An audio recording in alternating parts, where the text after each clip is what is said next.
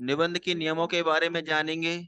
और उसके बाद जैसे अपन निबंध लिखना स्टार्ट करेंगे तो आप जो ऑनलाइन होंगे और एक ऑफलाइन होगा, उसमें फर्क होगा कि जो ऑफलाइन होगा वो मैं तुरंत जैसे यहाँ से भी घूम करके भी कॉपी देख सकता हूँ क्या लिख रहा है ये, और वहां से मैं क्या देख पाऊंगा।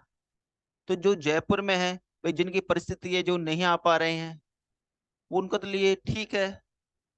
पर जो जयपुर में है वो तो ऑफलाइन आइएगा, क्योंकि आप सीरियस होकर के इसको लीजिएगा। क्योंकि अगर आपने वास्तव में यहाँ पर अच्छा स्कोर कर लिया तो आप जो है न्यायिक अधिकारी जरूरी बन जाएंगे। क्योंकि यहाँ पर मुख्य परीक्षा में आपने अच्छे नंबर ले लिए आगे तो आपको इंटरव्यू में भी इतनी दिक्कत नहीं आएगी। हाँ तो स्टार्ट ही हो। कुछ अपन तो नहीं पहुंच हाँ तो पाते ना। ले ले ले। भाई किसका माइक ऑन है? माइक किसका ऑन है? म्यूट कीजिए। बात क्लियर है सबको? तो अपन कल बात कर रहे थे निबंध की, कि निबंध जो है उसका शाब्दिक अर्थ क्या है। मैंने उसका आपको शाब्दिक अर्थ बताया कि जो निबंध है वह एक बंधी हुई रचना है। कैसी रचना है? बंधी हुई रचना है। यहाँ पर जो एक लेखक होता है, वह निबंधकार होता है, वह क्या करता है? वह अपने भाव और विचारों को बांध कर रखता है। मतलब वो थोपने की कोशिश नहीं करता, किसी पर थोपने की कोशिश नहीं करता है। वो तथ्य और आंकड़ों के अनुसार अपनी स्मृति के आधार पर लिखता है, ना कि वो किसी पर बिल्कुल थोपता है। वो अपनी राय दे सकता है, निष्कर्ष में ये बता सकता है कि हाँ भाई ये ऐसा होगा, अनुमान है। लेकिन होगा या नहीं होगा यह निश्चित नहीं है। लेख में व्यक्ति क्या करता है? थोप देता है बात को। मतलब जो लेखक होता है वह चाहता है कि जो मैं कह रहा हूं वो बिल्कुल सही है, वो थोपना चाहता है, वो बार बार ऐसी बातों को लिखेगा। लेकिन निबंध में आप ऐसा नहीं लिख सकते। कल मैंने ये बताया था आपको। इसके बाद मैंने निबंध की सामग्री के बारे में चर्चा की थी कि जो निबंध की सामग्री होती है वह निबंध के विषय जो होता है उस पर आधारित होती है। जो निबंध का विषय होगा उस पर ही निबंध की क्या होगी? सामग्री आधारित होगी। उस सामग्री में अधिकतर अपन जब निबंध लिखते हैं तो जो मुख्य मुख्य पॉइंट होते हैं वह होता है, एक होता है तथ्य। तथ्य पर अपन कल डिटेल में चर्चा कर चुके थे कि तथ्य क्या होते हैं। तथ्य जो ज्यादातर यूज किए जाते हैं वो कौन से निबंधों में यूज किए जाते हैं? जिनमें आपको राजस्थान के भी आते हैं, जैसे अकाल वाला आ जाता है, साक्षरता आ जाता है, अ, हस्तकला में भी लिख सकते हो आप आंकड़े, पुराने आंकड़े।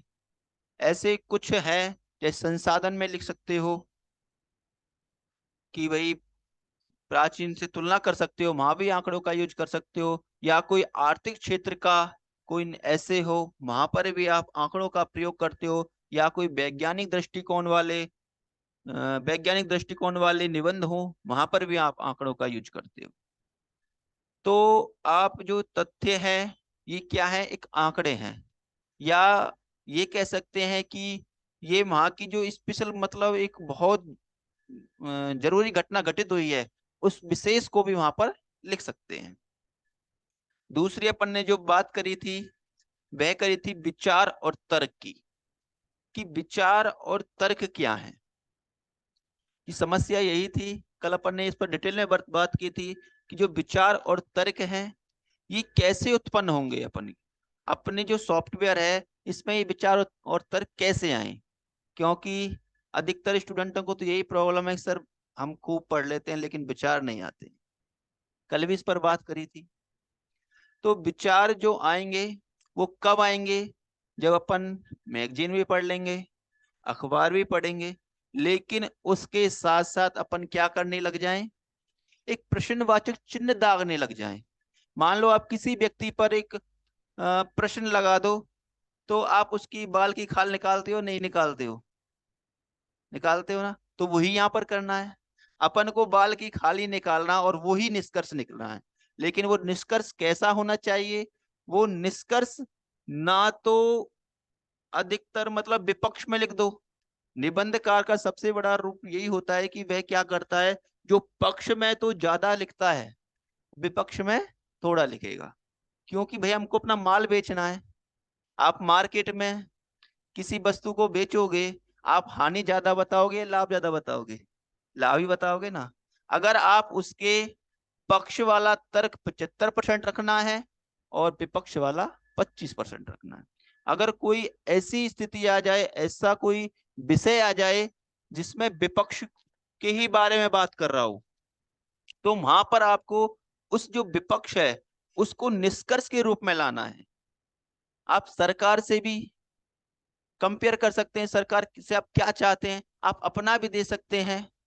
आप समाज से भी रिक्वेस्ट कर सकते हैं, समाज को कैसा होना चाहिए, उसमें इस तरह की चीजें डालना चाहिए, जिससे ऐसा ना लगे कि जब चेक करने वाले को, जो एग्जामिनर होता है, उसको ऐसा ना लगे कि जो ये व्यक्ति है, जो ये लिख रहा है निबंध, यह केवल अपनी अपनी स्मृति के आधार पर ही सब कुछ बताना चाहता है कि हम ही सही है, हमने जो बता रहे हैं ये आज बिल्कुल करंट में स्थिति है।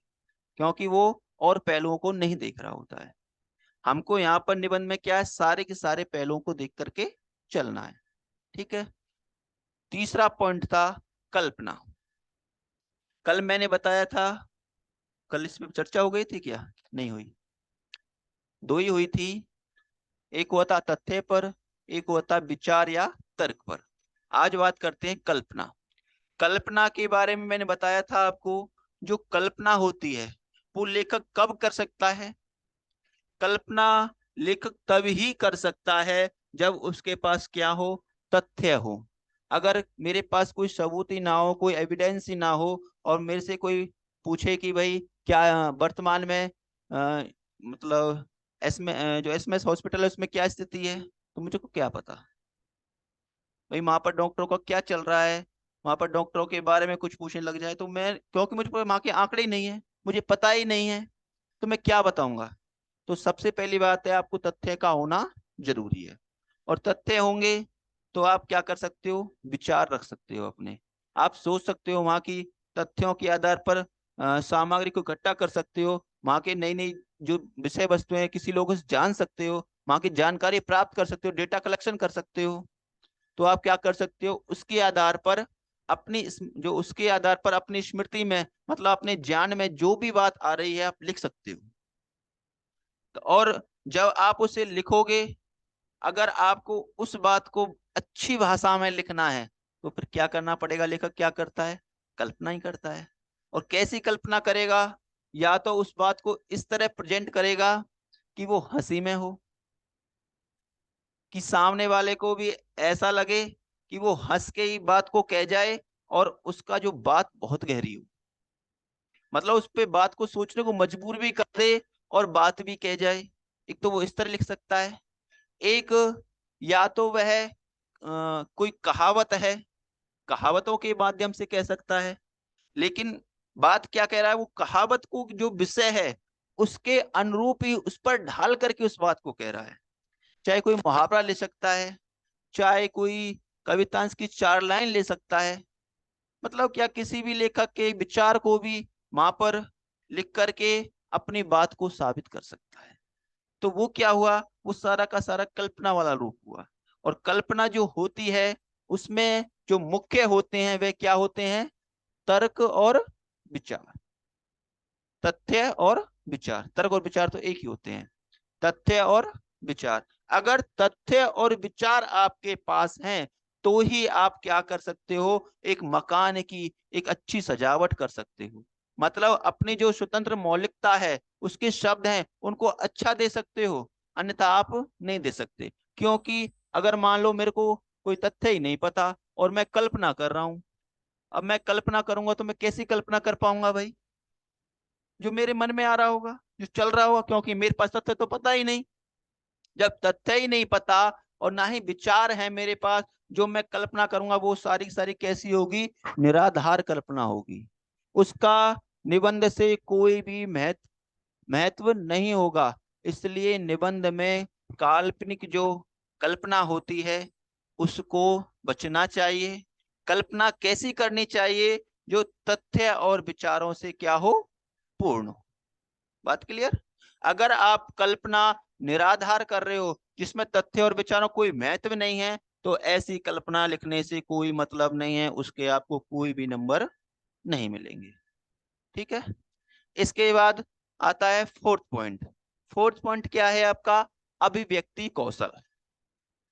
अब बात करते हैं कि अभिव्यक्ति कौशल कैसा होना चाहिए। एक लेखक है, भाई आपको समझ में आ रहा है ना? ऑनलाइन में सबको आवाज आ रही है? Yes, sir. Parveena? Yes sir. Okay. Fourth point है अभिव्यक्ति कौशल। अभिव्यक्ति कौशल कैसा होना चाहिए? एक आप ऐसे लिख रहे हो तो आप एक अब क्या बन गए हो? निबंधकार बन गए हो।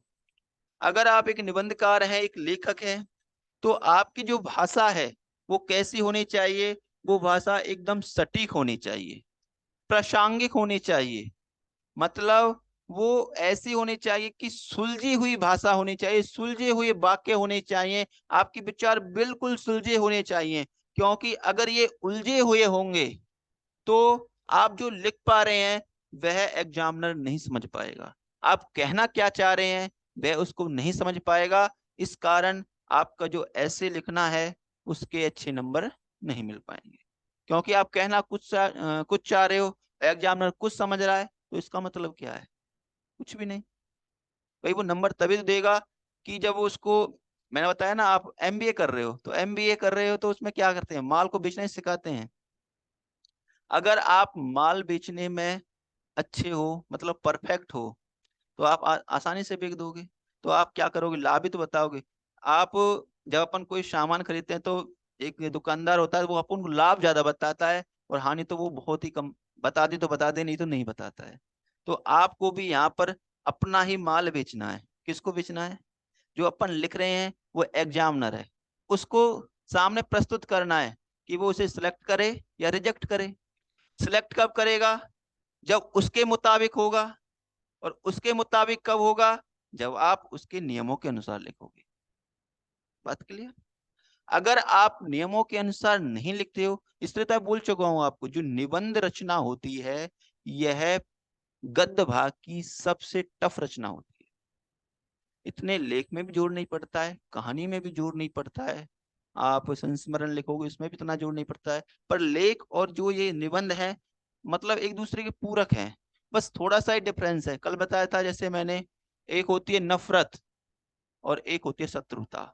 नफरत में व्यक्ति क्या कर सकता है? अभी नफरत करता है एक व्यक्ति से, तो वह थोड़ी देर बाद कुछ काम पड़ जाए तो बोल भी लेगा, उसके मतलब से चला भी जाएगा, उसके पास बैठ भी जाएगा। एक शत्रुता होती है, तो शत्रुता में तो क्या करेगा? आमने सामने टकरा भी रहेगा, वो उसको देखेगा ही नहीं। मतलब फूटी कौड़ी एक दूसरे के नहीं सुहाएंगे, वो होगी शत्रुता।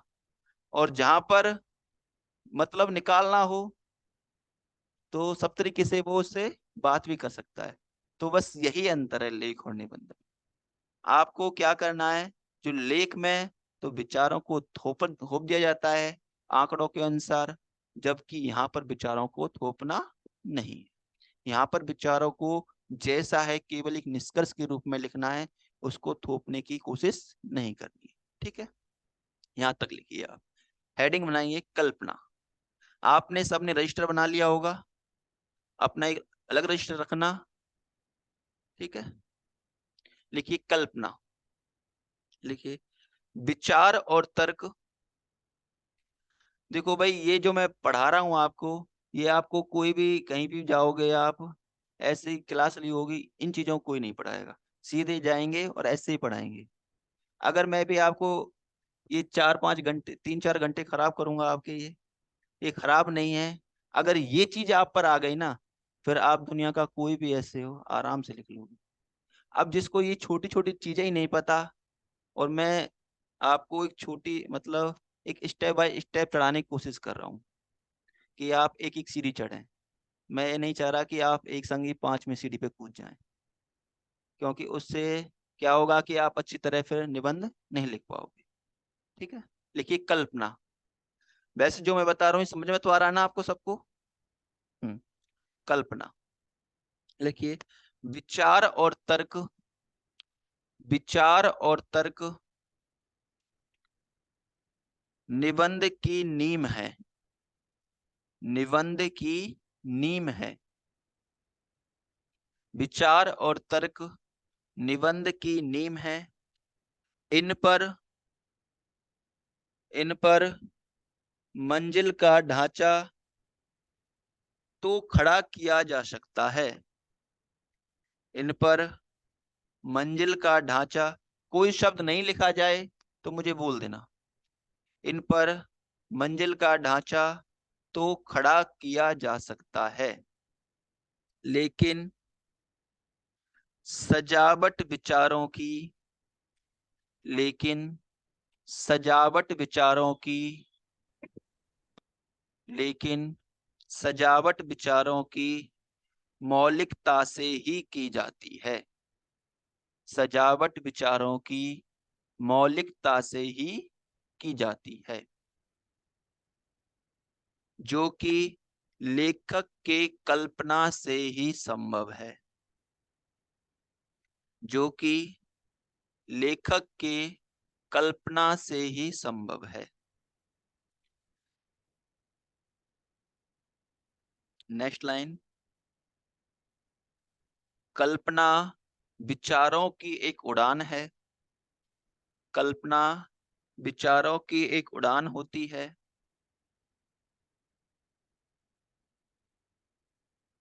लेकिन लेकिन इसकी मुख्य डोर लेकिन इसकी मुख्य डोर तर्क और विचार होते हैं। लेकिन इसकी मुख्य डोर तर्क और विचार होते हैं। यदि आप यदि आप बिना तथ्यों के यदि आप बिना तथ्यों और विचारों के बिना तथ्य और विचारों के कल्पना कर रहे हैं कल्पना कर रहे हैं यह निराधार है। यह निराधार है। इसका इसका निबंध में कोई स्थान नहीं है। इसका निबंध में कोई स्थान नहीं है। बात क्लियर है ना? नेक्स्ट पॉइंट बनाइए, अभिव्यक्ति कौशल। अभिव्यक्ति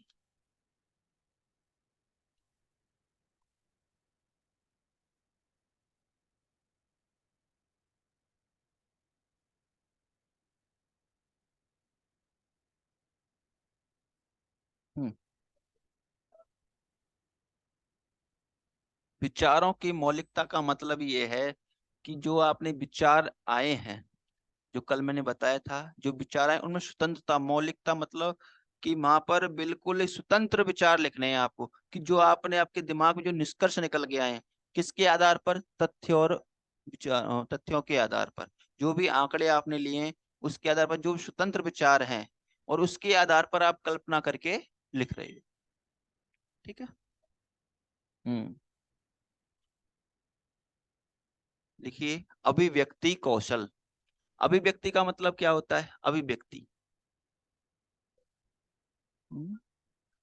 हाँ, कि अभिव्यक्ति का मतलब है कि अपने जो विचार हैं इनको प्रकट करना। ठीक है। जो ही काम किसका होता है? भाषा का। भाषा में भी क्या होता है? भाषा का मतलब क्या है? अपने विचारों का आदान प्रदान तो करते हैं अपन, कि भाई अपन जो बोल रहा हूं, मैं अब हिंदी बोल रहा हूं तो आपको समझ में आ रही है, क्योंकि आप भी हिंदी जानते हैं। अभी यहाँ पर अंग्रेज बैठे हैं और मैं हिंदी बोलूं तो क्या उनको समझ में आएगी? नहीं आएगी। जो मैं अपने विचार बताऊंगा क्या उनको समझ में आएंगे? नहीं आएंगे। उनके विचार क्या मेरे को समझ में आएंगे? नहीं आएंगे। क्योंकि क्या हुआ कि हम विचारों का आदान प्रदान ही नहीं कर पा रहे। आदान प्रदान कैसे हो रहा है? भाषा से तो हो रहा है, क्योंकि मैं भी वही भाषा जानता हूं, आप भी वही भाषा जान रहे हो। तो अपन क्या कर रहे हैं? जो मेरे विचार है मैं आपको पहुंचाने की कोशिश कर रहा हूँ, आपके जो विचार है उनको सुनने की कोशिश कर रहा हूँ। यही तो हो रहा है, विचारों का आदान प्रदान। ठीक है। तो जो भाषा है वो क्या है? अभिव्यक्ति। भाषा में क्या होती है? अभिव्यक्ति होती है, मतलब विचारों का आदान प्रदान करने की शक्ति। लिखिए अभिव्यक्ति कौशल। लिखिए आपकी भाषा कैसी होनी चाहिए। सबसे पहला क्वेश्चन होता है कि आपकी भाषा कैसी होनी चाहिए। लिखिए आपकी भाषा अर्थात अभिव्यक्ति सुस्पष्ट एवं सरल होनी चाहिए। आपकी भाषा अर्थात अभिव्यक्ति सुस्पष्ट एवं सरल होनी चाहिए, जिसको जिसको तथ्य कौमा विचार कौमा कल्पना से व्यक्त करना होता है। जिसको तथ्य कौमा विचार कौमा कल्पना से व्यक्त करना होता है। नेक्स्ट लाइन से, इसमें आप मुहावरे इसमें आप मुहावरे कौमा लोकोक्ति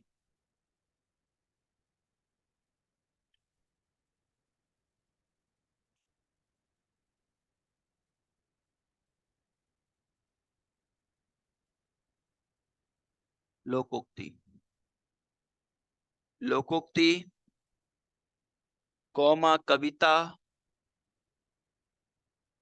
कौमा किसी राइटर की 4 लाइनें किसी हाँ या किसी राइटर की पदभाग की 4 लाइनें या कही हुई बातें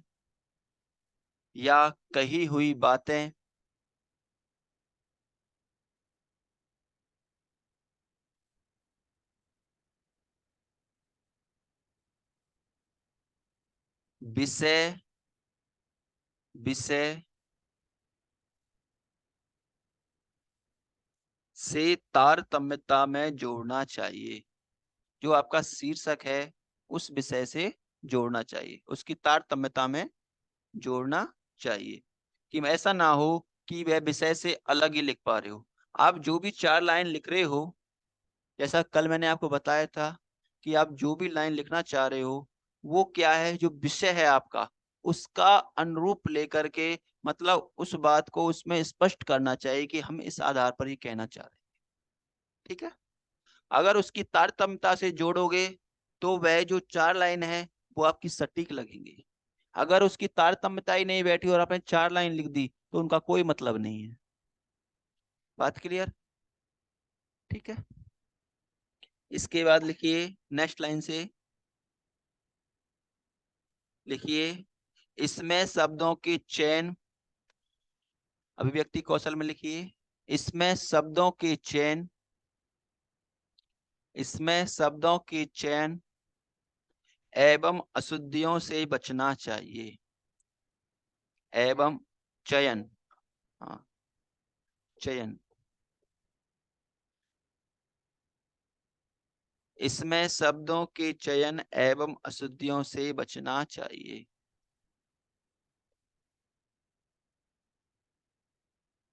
अब बात करते हैं कि आप अशुद्धियों से कब बचोगे और शब्दों का चयन कैसे करोगे। की समस्या ये आती है, कई बार बहुत शब्द ऐसे होते हैं कि जो अपन पर लिखे ही नहीं जाते और पता है कि अपन को समझ भी नहीं आ रहा कैसे लिखूं। तो आप उसका वैकल्पिक रूप ले सकते हैं, मतलब वैकल्पिक कोई और शब्द होगा उसका। ऐसा तो है नहीं, हिंदी शब्दकोश बहुत बड़ा है। यहाँ पर आप किसी भी भाषा का, जो भी भाषा होती है सबके सब शब्द मिल जाते हैं। हिंदी में देखो, इंग्लिश अंग्रेजी के शब्दकोश के शब्द हैं वो भी मिले हुए हैं, उर्दू के भी मिले हुए हैं, अरबी के भी मिले हुए हैं, संस्कृत के भी मिले हुए हैं। ऐसी कौन सी भाषा है जो हिंदी ने स्वीकार नहीं की? सारी भाषाओं का तालमेल कर रखा है। तो आप उसकी जगह ऐसे शब्द यूज कर सकते हैं जो लेकिन हो सके तो फिर भी आप ज्यादा से ज्यादा हिंदी के या संस्कृत के शब्द ही प्रयोग करें। फिर भी अगर और ना समझ में आए तो उस समय आप उर्दू के शब्द भी ले सकते हैं, क्योंकि उर्दू और संस्कृत और हिंदी ये तो बिल्कुल ऐसी घुली मिली हुई है कि पता ही नहीं चलता कि ये शब्द किसके हैं और ये किसके हैं।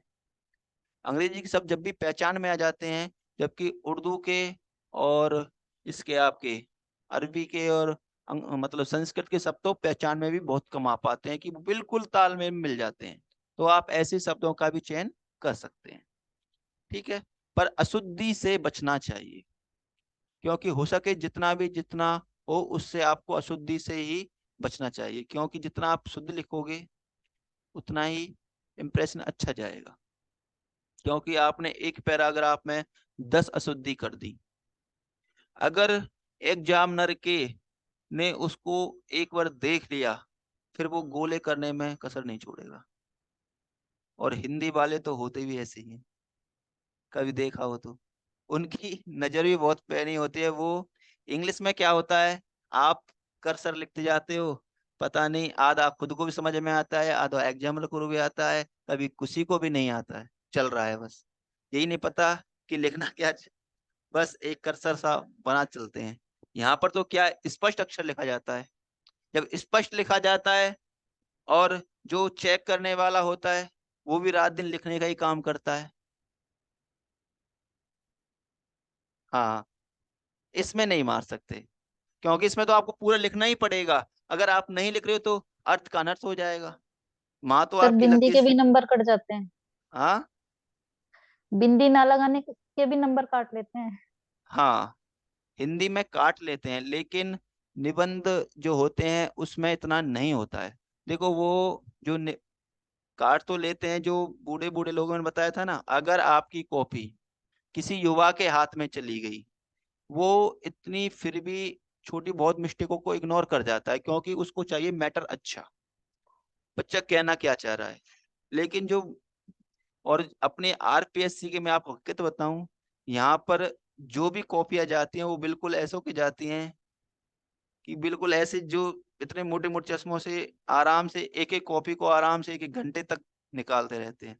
दिमाग सही होगा तो आराम से नंबर दे जाएगा, अगर दिमाग उसका खराब है ना सारा कॉपी पे ही निकाल जाएगा, ऐसा कर देते हैं। तो सर वो पता नहीं कैसे चेक करते हैं, एक एक शब्द को पकड़ लेते हैं, एक शब्द जहाँ पे भी मिस्टेक होता है उसी को वो गोल कर देते हैं। मैंने वही मेरी चीज है चेक ना, करके देखी। मान लो आपने कोई शब्द गलत लिख दिया और आप उसकी शब्द की क्या कर रहे हो, पुनरावृत्ति करते जा रहे हो। एक पैराग्राफ में 4 बार वो शब्द लिखा है, तो जब उसने एक बार पकड़ लिया तो 4 गुले तो आपके वैसे ही हो गए। और आपने 10 पैराग्राफ लिख दिए तो कितने हो गए, 40 हो गए। तो वो ना भी करे तो वैसे बता देगा 40 तो यहाँ के गलती हैं शब्द। तो आपको हो सके तो ऐसे शब्दों से बचना चाहिए जो आपको उनको लिखने में नहीं आ रहे, कठिन शब्दों से। मैं इसलिए बोल रहा हूँ कि आपको कैसे शब्द लिखो, सुस्पष्ट लिखो और सरल शब्द लिखो, जिससे आप आसानी से लिख सको और एग्जामिनर भी आसानी से उसे समझ सके। बात क्लियर। अब बात करते हैं निबंध के प्रकार, कि निबंध के कितने प्रकार हैं। देखो, निबंध ऐसा कहीं पर लिखा हुआ नहीं है, जो ये मैं चीज बता रहा हूं आपको ये कहीं पर लिखी हुई नहीं है।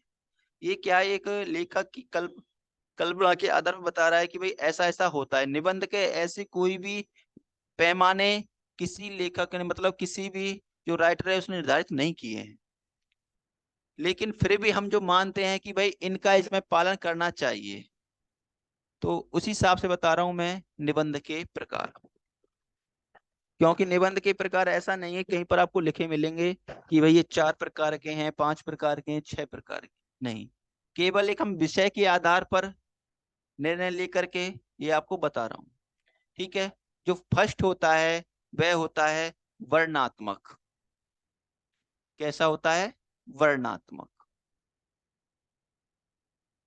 वर्णात्मक निबंध कौन से होते हैं, जो अपन छोटी छोटी कक्षाओं में पढ़ते हैं। जब अपन पहली दूसरी क्लास कक्षा में होंगे तो अपन कौन से निबंध पढ़ते थे, वर्णात्मक। इसमें क्या करना होता है, इसमें अपन देखते हैं कि जैसे गाय पर निबंध आया, तो अपन को गाय का क्या करना है, यहाँ पर वर्णन करना है। क्या करना है, गाय का वर्णन करना है, कि गाय के बारे में बताना है। उसके 4 पैर हैं, 2 आंख हैं, उसका दूध मीठा और सुपाच्य होता है, उसके जो घी है वो अनेक बीमारियों में काम आता है, गाय के जो उत्पाद है उनसे पंचगव्य का निर्माण होता है, जो कैंसर जैसी भयानक बीमारियों में भी काम आता है। तो यहाँ पर क्या कर रहे हैं, अपन एक वर्णन कर रहे हैं। इसके बाद जो आता है निबंध, वो आता है भावनात्मक या कल्पनात्मक। कौन सा आता है, कल्पनात्मक या भावनात्मक।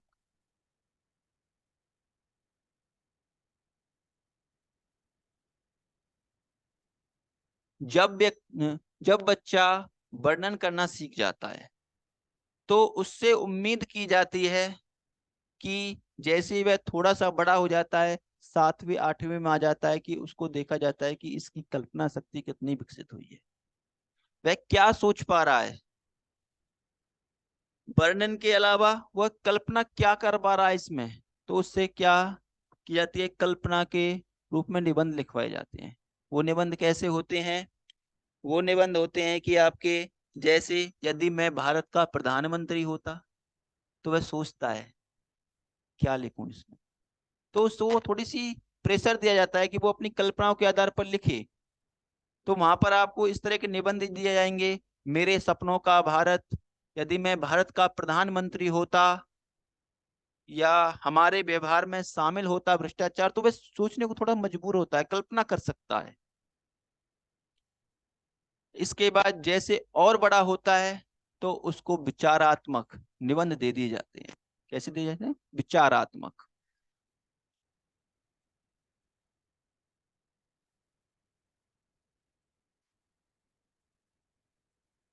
यहां पर वह क्या करता है, यहां पर जैसे ही वह वर्णन करना सीखा और कल्पना करना सीख गया, जब वह वर्णन और कल्पना से युक्त हो गया, तो वह क्या कर सकता है, अपने जो विचार हैं, अपनी जो बौद्धिक शक्ति है, उस स्मृति के आधार पर अपने निष्कर्ष लिखने लग जाता है।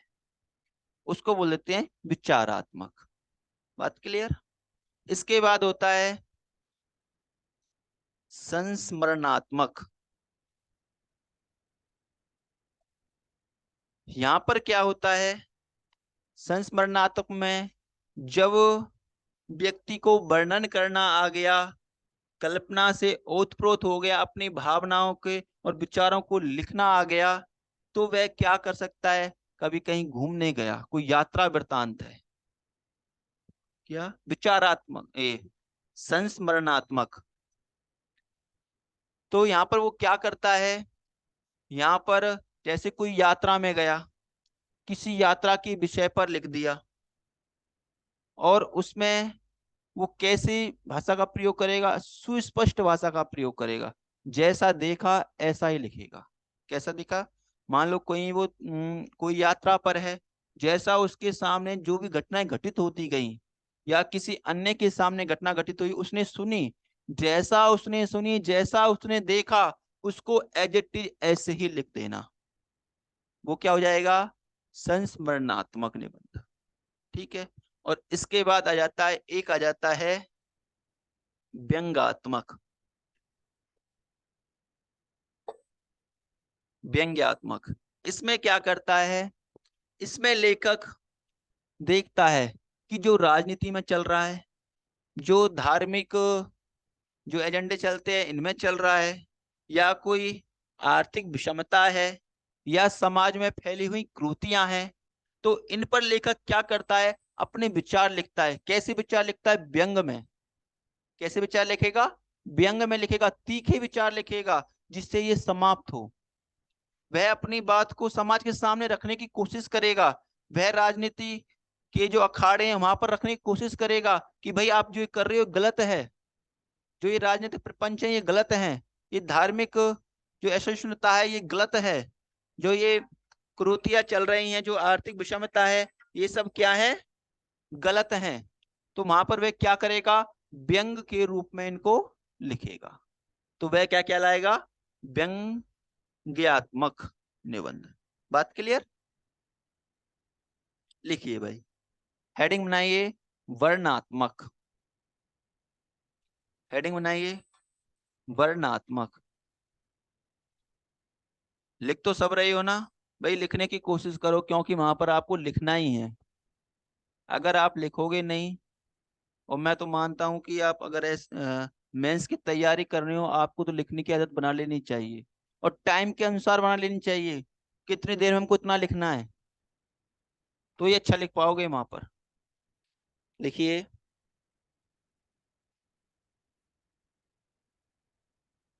छोटी छोटी कक्षाओं में, छोटी छोटी कक्षाओं में बच्चों से उम्मीद की जाती है, छोटी छोटी कक्षाओं में बच्चों से उम्मीद की जाती है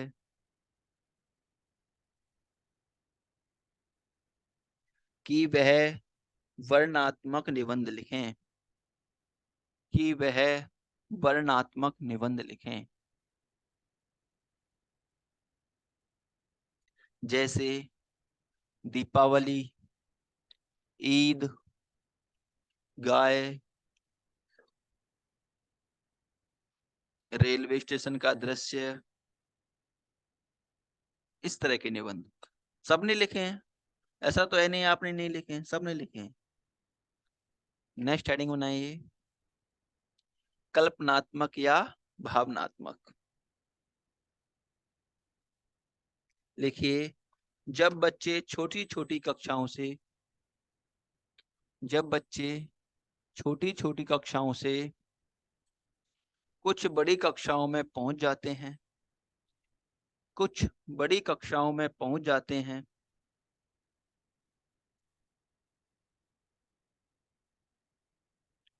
तो भावना और कल्पना को जानने के लिए, तो भावना और कल्पना को जानने के लिए, तो भावना और कल्पना को जानने के लिए निबंध लिखवाया जाता है, निबंध लिखवाया जाता है। जैसे यदि मैं भारत का प्रधानमंत्री होता, जैसे यदि मैं भारत का प्रधानमंत्री होता, मेरे सपनों का भारत, मेरे सपनों का भारत। नेक्स्ट हेडिंग बनाइए विचारात्मक, विचारात्मक। लिखिए, जब व्यक्ति या बच्चे में, जब व्यक्ति या बच्चे में वर्णन करने की क्षमता, जब व्यक्ति या बच्चे में वर्णन करने की क्षमता तथा कल्पना विकसित हो जाती है, तथा कल्पना विकसित हो जाती है, तो वह अपने विचारों को, तो वह अपने विचारों को उपरोक्त विषय के अनुसार, उपरोक्त विषय के अनुसार, उपरोक्त विषय के अनुसार ठोस सबूतों के आधार पर लिखता है, ठोस सबूतों के आधार पर लिखता है। वह अपने विचारों को उपरोक्त विषय के अनुसार ठोस सबूतों के आधार पर लिखता है। ठीक, जैसे भारत में संविधान की आवश्यकता क्यों, भारत में संविधान की आवश्यकता क्यों। जैसे केवल राजनीतिक अधिकार, केवल राजनीतिक अधिकार, केवल राजनीतिक अधिकार महिलाओं की स्थिति में सुधार नहीं ला सकते, केवल राजनीतिक अधिकार महिलाओं की स्थिति में सुधार नहीं ला सकते। जैसे मृत्युदंड मानवीय या अमानवीय? जैसे मृत्युदंड मानवीय या अमानवीय?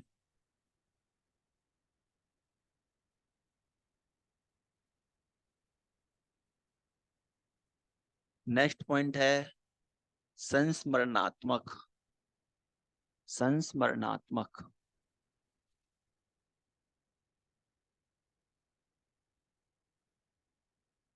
देखिए, जब लेखक अपने अनुभवों को या किसी घटना का जब लेखक अपने अनुभवों को या किसी घटना का मार्मिक चित्रण या वर्णन मार्मिक चित्रण या वर्णन मार्मिक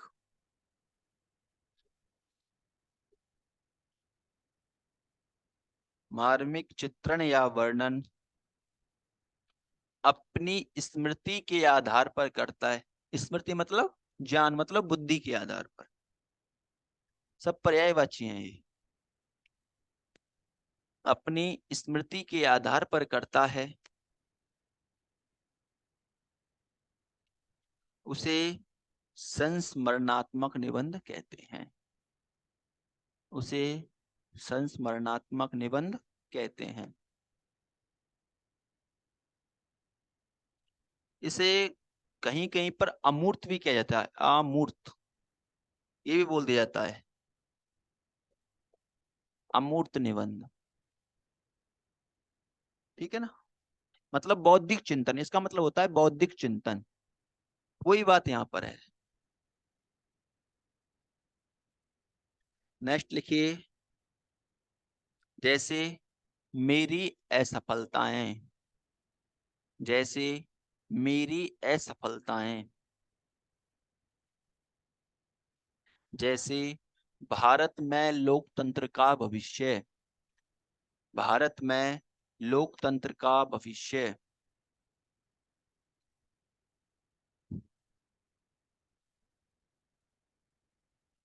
नेक्स्ट हेडिंग बनाइए, व्यंग्यात्मक।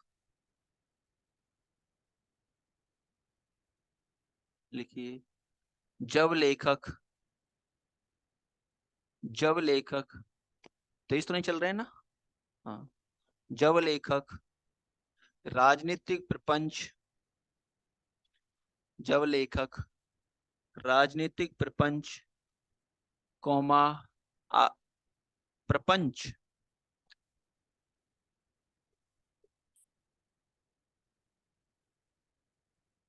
हाँ, प्रपंच। जब लेखक राजनीतिक प्रपंच, आर्थिक विषमता कौमा लगा चलना, समाज में फैली हुई कुरीतियां, समाज में फैली हुई कुरीतियां कौमा धार्मिक पाखंड पर जब व्यंग रूप में हाँ, कुरीतियां क्रूति होते हैं ना उन पर।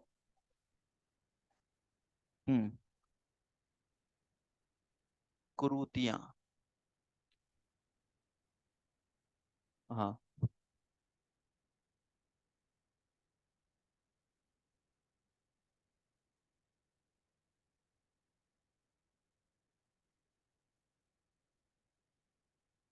धार्मिक पाखंड पर जब व्यंग रूप में आलोचना करता है।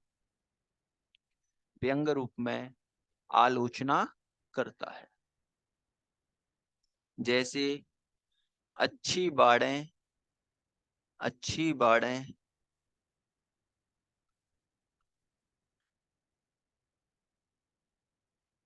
अच्छे पड़ोसी का निर्माण करती हैं। का निर्माण करती हैं।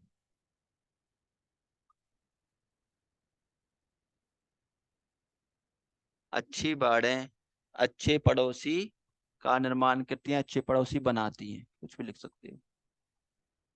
बाड़े मतलब ये होता है कि जैसे खेत के चारों ओर तार की कसी कर दी जाती है, तार कस दिया जाता है, या दीवार कर दी जाती है, या डोर बना दी जाती है, वो सब बाड़े ही कहलाती हैं। मतलब एक निर्धारित सीमा तय कर देना। नेक्स्ट लिखिए, काले धन पर श्वेत पत्र। काले धन पर श्वेत पत्र। नेक्स्ट, सत्य जिया जाता है। श्वेत पत्र, पत्र, श्वेत पत्र। देखिए, सत्य जिया जाता है, कौमा सिखाया नहीं जाता। सत्य जिया जाता है, कौमा सिखाया नहीं जाता।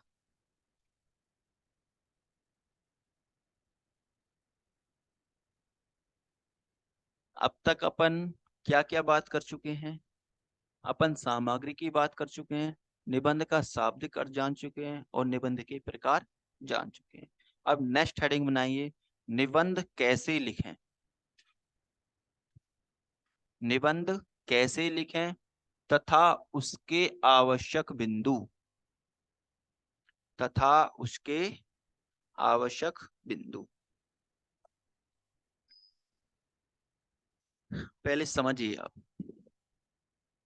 सबने गुलदस्ता देखा है? देखा है? गुलदस्ता समझते हो? पॉट जो होते हैं आजकल लगे रहते हैं। गुलदस्ते में क्या होता है? एक स्टैंड होता है, गुलदस्ता होता है, मिट्टी का बना होता है या लकड़ी का बना होगा, ठीक है। उसके बाद एक क्या होगा, डाली होगी उसके अंदर, होगी, और उसके ऊपर क्या लगे होते हैं, सुंदर सुंदर फूल लगे होते हैं। ऐसे ही निबंध होता है। क्या होता है? निबंध होता है, बिल्कुल गुलदस्ते की भांति। देखने में कैसा होना चाहिए? सुंदर। जो उसकी, जो ऊपर की जो ये फूल लगे हुए हैं, ये किसका, किसका संकेत कर रहे हैं? ये कर रहे हैं प्रस्तावना का। किसका कर रहे हैं? प्रस्तावना की। कैसी होनी चाहिए? इतनी सुंदर होनी चाहिए जैसे गुलदस्ते को देख करके अपन को अट्रैक्ट होते हैं। ऐसे प्रस्तावना इस तरह लिखनी चाहिए आपको कि जो एग्जामिनर है कि वह उसको पढ़कर ही समझ जाए कि कहना क्या चाहता है। पूरा का पूरा सार सा आ जाता है उसके अंदर कि ये कहना क्या चाहेगा, आगे लिखेगा क्या, ठीक है। और जो, जैसे गुलदस्ता है, गुलदस्ते को अपन तीन पार्ट में बांट सकते हैं। एक तो ऊपर का हिस्सा जिसमें फूल है, दूसरा बीच का हिस्सा जो तना है जिसमें डालियां हैं, और तीसरा स्टैंड वाला हिस्सा जिसमें पॉट है, वो चाहे वो लकड़ी का हो, मिट्टी का हो, चाहे वो जमीन पर रखा हो, जो भी है, उसको तीन हिस्से में बांट दीजिए। ऐसे ही निबंध को आप तीन हिस्सों में बांट दीजिए। एक प्रस्तावना, दूसरा मेन बॉडी, ठीक है, और तीसरा उपसंहार। बस इतना सा ही काम करना है। प्रस्ताव मतलब निबंध को भी आपको क्या करो, तीन पार्टों में बांट दो। किस किस में? प्रस्तावना, मुख्य बॉडी, जो मुख्य भाग है उसका, और तीसरा उपसंहार। अब जो प्रस्तावना होगी यह कैसी होनी चाहिए? यह उन फूलों की भांति होनी चाहिए जो गुलदस्ते में लगे हुए। कैसी होनी चाहिए? उन फूलों की भांति होनी चाहिए जो गुलदस्ते में लगे हुए हों।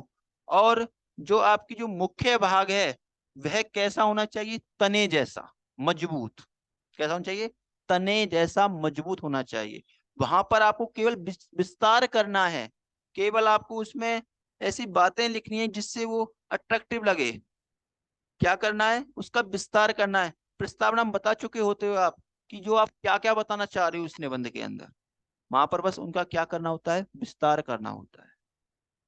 तो वहां पर आप क्या करोगे? विस्तार कर दोगे। और उपसंहार जो होता है, जो नीचे का जो हिस्सा होता है, अगर ये नीचे का हिस्सा हटा दें अपन, या ये जो तना है जो और फूल है वो टिक पाएंगे? नहीं टिक पाएंगे। ऐसे ही निबंध में जो उपसंहार वाला पार्ट है, अगर उसे हटा दिया तो क्या निबंध कुछ बचेगा? नहीं बचेगा। बहुत महत्वपूर्ण पार्ट है ये। एक तो प्रस्तावना और एक उपसंहार। इसलिए कहते हैं कि जो एग्जामिनर होता है वो ऊपर का भी देखता है और नीचे का भी देखता है। वो तो बहुत ही अच्छा लिखना चाहिए, हर कोई बताता है आपको ये बात। क्यों बता रहा है?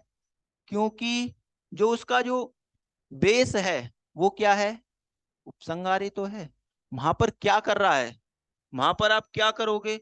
वहां पर अपने निष्कर्ष दोगे। क्या दोगे? निष्कर्ष दोगे, क्योंकि आप न्यायिक अधिकारी बनने जा रहे हो। तो आप बताओगे कि आप क्या सोच पा रहे हो इस विषय पर। इस विषय पर आपकी कि जो इस स्मृति में इसमें क्या उत्पन्न हो रहा है, क्या आप संदेश देना चाह रहे हो समाज को, राष्ट्र को क्या बताना चाह रहे हो जिससे सबका भला हो। आप सरकार से क्या अपेक्षा करते हो? अगर आप न्यायिक अधिकारी बन जाओगे तो आप अपेक्षा भी तो कर सकते हो सरकार से, भाई ऐसा होना चाहिए, तो उसमें ये भी लिख सकते हो। उसमें अपने विचार लिख दिए, सरकार से लिख दिए, आप समाज को कैसा देखना चाहते हो, समाज में जो लोग हैं उनको उसमें क्या सुधार करना चाहते हो, वो भी लिख सकते हो। आप उनसे क्या चाहते हो कि वो सही करें जिससे समाज एक अच्छा हरा पूरा बन जाए, तो वो भी सारी चीजें वहीं पर आती हैं। बात क्लियर? इस बात को लिखिए आप। लिखिए निबंध विधा। निबंध विधा। निबंध विधा। ठीक। एक फूल के एक फूलों के गुलदस्ते के समान। एक फूलों के गुलदस्ते के समान।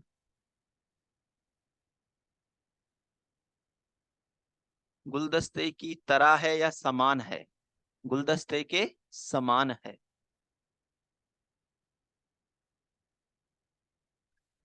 गुलदस्ते को हम गुलदस्ते को हम 3 भागों में विभाजित कर सकते हैं। 3 भागों में विभाजित कर सकते हैं। नंबर 1, सबसे ऊपर का हिस्सा। सबसे ऊपर का हिस्सा। नंबर 2, मध्य भाग का हिस्सा। नंबर 2, मध्य भाग का हिस्सा। नंबर 3, गुलदस्ते के सबसे नीचे का हिस्सा। गुलदस्ते का सबसे नीचे का हिस्सा। नेक्स्ट लाइन से लिखिए, इसी प्रकार इसी प्रकार निबंध को भी 3 भागों में बांट लेना चाहिए। निबंध को भी 3 भागों में बांट लेना चाहिए।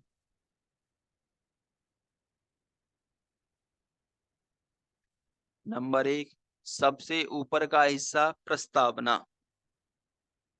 सबसे ऊपर का हिस्सा प्रस्तावना। हम्म हम्म प्रस्तावना। लिखिए इसमें, लिखिए जिसमें विभिन्न रंगों की, जैसे लिखिए जैसे गुलदस्ते में विभिन्न रंगों की पंखुड़ियां दिखाई देती हैं। विभिन्न रंगों की पंखुड़ियां दिखाई देती हैं। जो गुलदस्ते का जो गुलदस्ते का मुख्य एवं आकर्षक भाग होता है। जो गुलदस्ते का सबसे मुख्य और आकर्षक भाग होता है।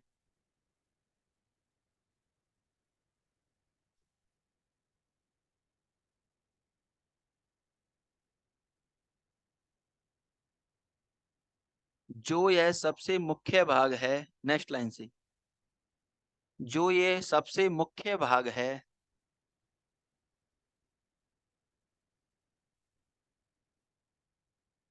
यही प्रस्तावना कहलाता है। जो यह सबसे मुख्य भाग है, यही प्रस्तावना कहलाता है।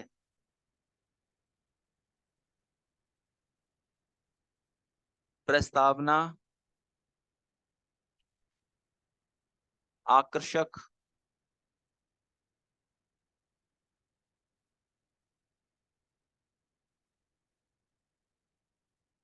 और मुख्य बिंदुओं से युक्त होनी चाहिए।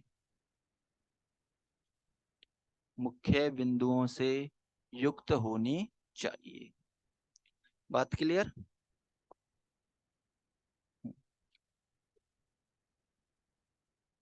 युक्ति युक्त, हाँ, एक युक्ति के अनुसार, और युक्त मतलब मिलना, बिल्कुल ही युक्त होना। हाँ, आकर्षक, आकर्षणीय। देखो आकर्षणीय ये वो उसमें चले जाएंगे विशेषण शब्दों में, ठीक है। अनीय प्रत्यय आ जाता है उसमें, ये मैंने आपको पढ़ाया भी है कि अनीय प्रत्यय होगा तो उनमें चले जाएंगे, मतलब एक विशेषणवाचक शब्द हो जाएगा। नेक्स्ट लिखिए, नेक्स्ट हेडिंग, गुलदस्ते के बीच का हिस्सा।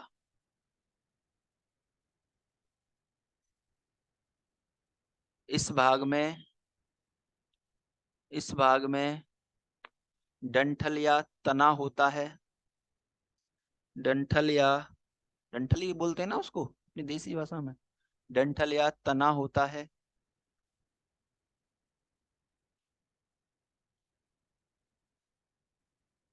इस भाग को आप जैसा डंठल,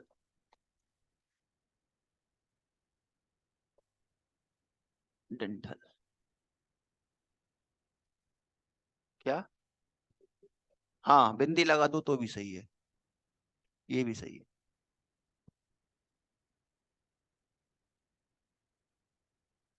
लिखिए, इस भाग को आप जैसा चाहो, हाँ क्या लिखा था, इस भाग में केवल डंठल या तना होता है। इस भाग को आप जैसा चाहो, इस भाग को आप जैसा चाहो सुंदर ढंग से संवार सकते हो। सुंदर ढंग से संवार सकते हो, क्योंकि आप पर ही निर्धारित है। एक गुलदस्ता होता है जो उसमें तना होता है वो अलग आता है, जब उसमें फूल लगाते हैं तो आप ही संवार रहे होते हैं उसको अंदर। कहीं पर पत्तियां भी डाल देते हैं, कहीं पर फूल भी लगा देते हैं, कहीं पर वो वो आती है जो शाइनिंग करने वाली, वो भी डाल देते हैं। तो आप ये सामान्य काम कौन कर रहा है, अपन लोग ही तो करते हैं। तो ऐसे ही जो निबंध होता है, इस निबंध में जो मुख्य बॉडी है, जो मुख्य भाग है, उसको संवारने का काम कौन करेंगे, हम। क्योंकि जो हमने बताया है ऊपर, उसका विस्तार किस प्रकार कर रहे हैं, हम उसमें लोकोक्तियों का कितना प्रयोग कर पा रहे हैं, हम उसको किस तरह समझा पा रहे हैं, उसमें कहावतों का कितना प्रयोग कर पा रहे हैं, हम किसी भी व्यक्ति की जो कथन है उनका कितना उपयोग कर पा रहे हैं। तो ये सामान्य काम कौन करेगा, हम ही तो करेंगे। जब हम पर आते होंगे तो ही करेंगे, अब हम पे वो चीज नहीं आएंगी तो हम कहाँ से लिखेंगे, फिर तो हम सीधी बात ही बोलेंगे। ठीक है, तो संवारने का काम जितना चाहो उतना इसको कर सकते हो, बहुत अच्छा मैटर बन सकता है, क्योंकि इसमें केवल क्या होता है, विस्तार होता है। इसके बाद लिखिए, निबंध का यह मुख्य भाग, निबंध का यह मुख्य भाग इसलिए महत्वपूर्ण हो जाता है, निबंध का यह निबंध का यह मध्य भाग इसलिए महत्वपूर्ण हो जाता है, निबंध का यह मध्य भाग इसलिए महत्वपूर्ण हो जाता है कि इसी भाग में, कि इसी भाग में निबंध का विस्तार किया जाता है, कि इसी भाग में निबंध का विस्तार किया जाता है।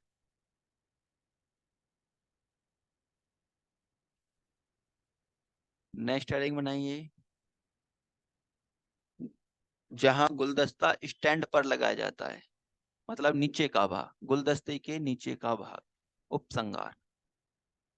गुलदस्ते के नीचे का भाग, जिसको क्या बोलेंगे, उपसंगार। लिखिए, हाँ, उपसंगार या निष्कर्ष भी बोल देते हैं।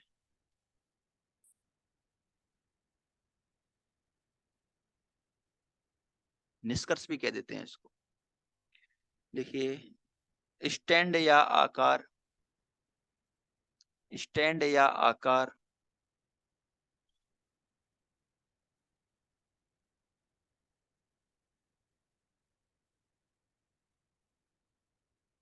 आकर जी आधार करिए, आधार, आधार ज्यादा अच्छा रहेगा।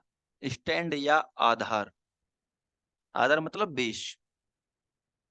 आधार भी उतना ही महत्वपूर्ण एवं उपयोगी होता है,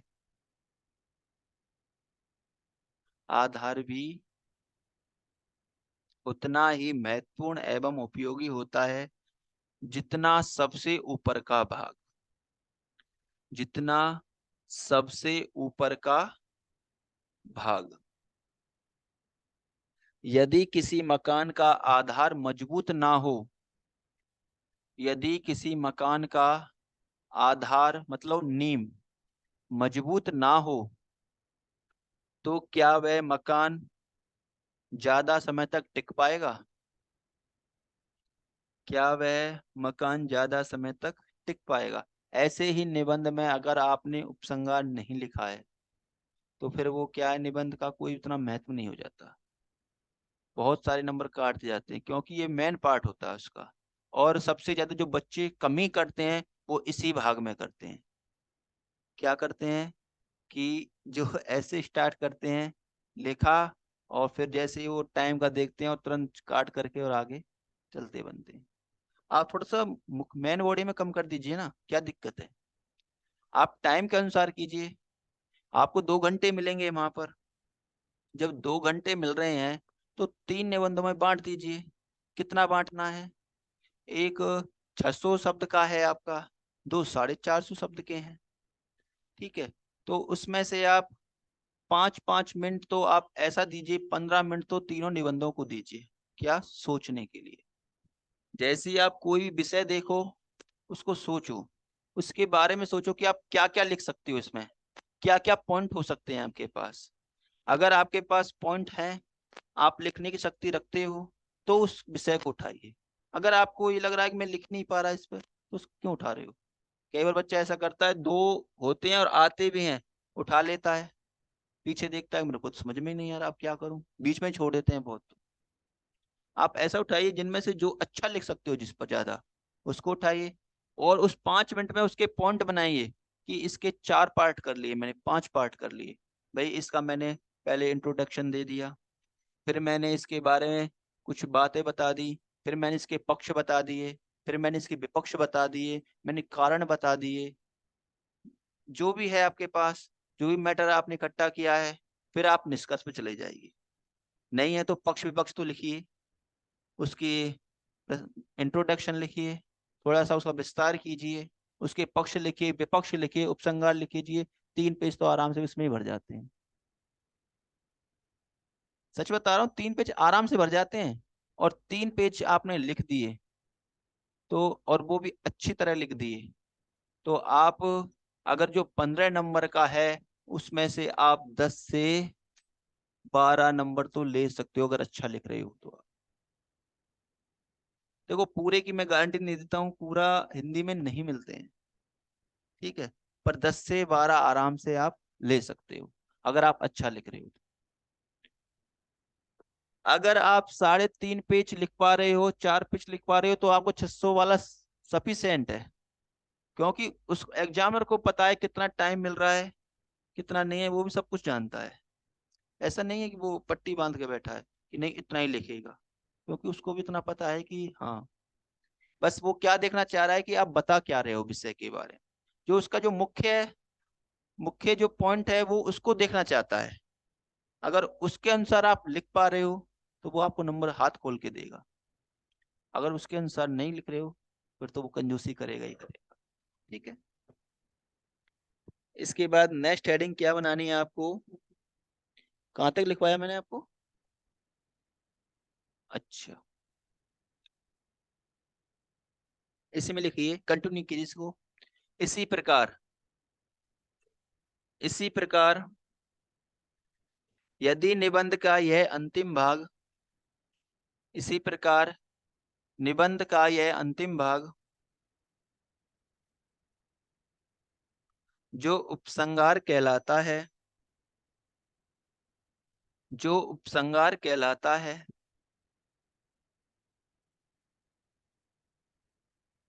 जो प्रस्तावना की तरह निबंध का महत्वपूर्ण अंग माना जाता है, जो प्रस्तावना की तरह निबंध का महत्वपूर्ण अंग माना जाता है।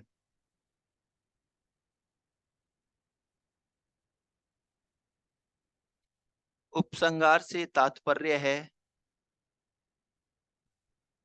उपसंहार से तात्पर्य निष्कर्ष से ही है, उपसंहार से तात्पर्य निष्कर्ष से ही है।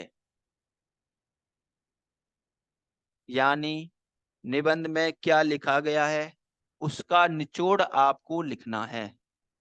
निबंध में क्या लिखा गया है उसका निचोड़ आपको लिखना है। बात क्लियर?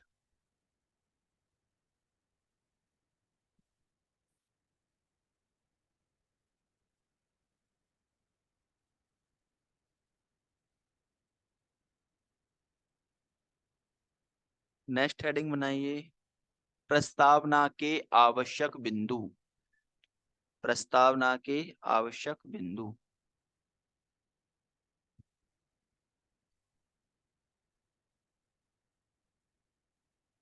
नंबर 1, प्रस्तावना सुंदर एवं आकर्षक होनी चाहिए। प्रस्तावना सुंदर एवं आकर्षक होनी चाहिए।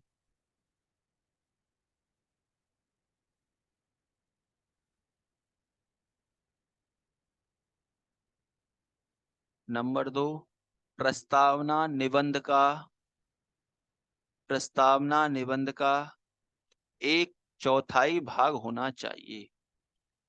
प्रस्तावना निबंध का 1/4 भाग होना चाहिए।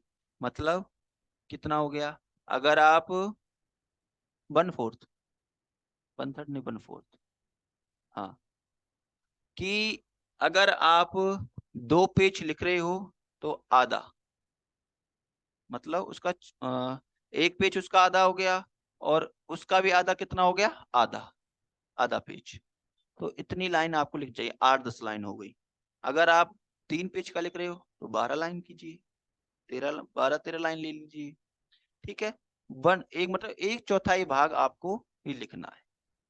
ठीक है, नेक्स्ट पॉइंट लिखिए, प्रस्तावना विषय वस्तु को, प्रस्तावना विषय वस्तु को, प्रस्तावना विषय वस्तु को किसी दोहा, किसी दोहा, कवितांश, मतलब कविता के अंश, कविता की लाइन है, कवितांश, कौमा, संस्कृत सूक्ति, संस्कृत सूक्ति मतलब श्लोक, संस्कृत सूक्ति, श्लोक आदि से करना चाहिए, श्लोक आदि से करना चाहिए। बात क्लियर? देखो, प्रस्तावना जो लिखते हैं अपन, वो 4-5 तरीके से लिखी जा सकती है। जो सबसे अच्छी प्रस्तावना लिखने का जो निबंध है, जो सबसे अच्छी जो माना जाता है, वो 2 प्रकार माने जाते हैं। एक तो क्या, एक तो आप किसी राइटर की 4 लाइन ले ली या खुद की कंपोज की हुई 4 लाइन ले ली, उसको विषय वस्तु में तारतम्यता बिठा करके उसको लिख रहे हो, अच्छी बात है, वो अच्छा अच्छा माना जाता है।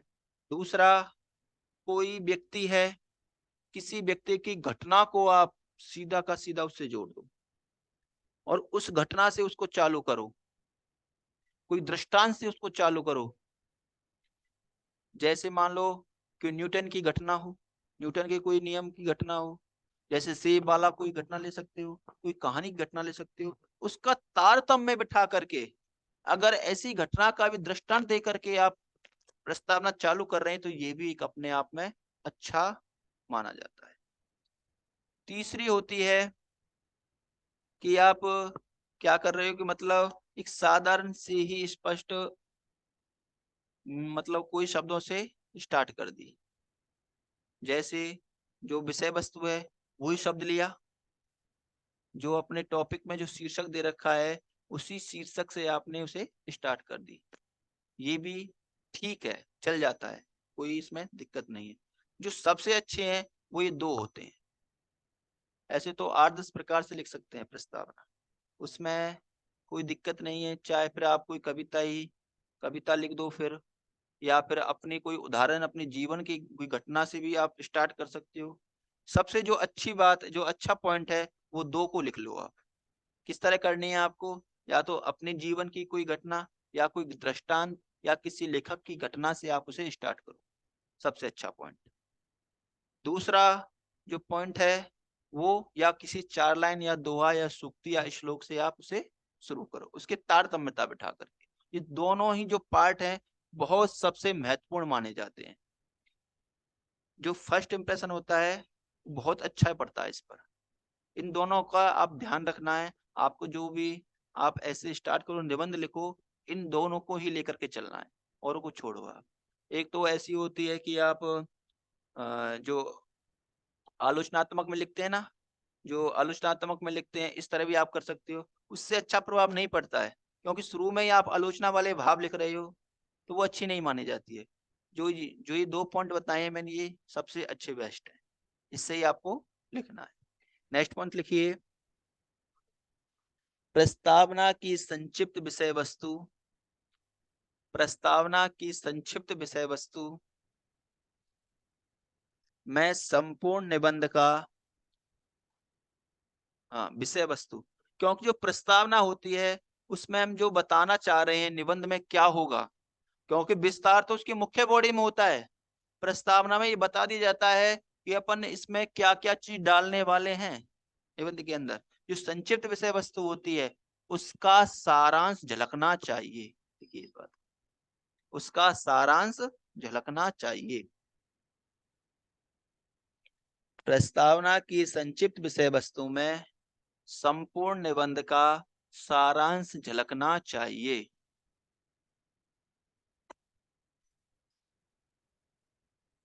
नेक्स्ट पॉइंट, वाक्य छोटे एवं व्याकरण अशुद्धि रहित होनी चाहिए। वाक्य छोटे एवं व्याकरण अशुद्धि रहित होनी चाहिए। बात, हाँ, व्याकरण अशुद्धि रहित।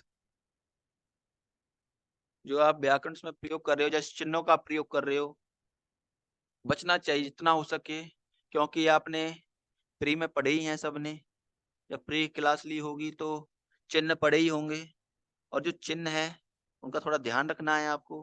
कहाँ पर पूर्ण विराम लगता है, कहाँ पर अर्धविराम लगता है, कहाँ पर अल्पविराम लगता है, कहाँ पर इन्वर्टेड कॉमा लगता है, उद्धरण कहाँ पर ये सारी चीजों को थोड़ा सा ध्यान रखना है आप।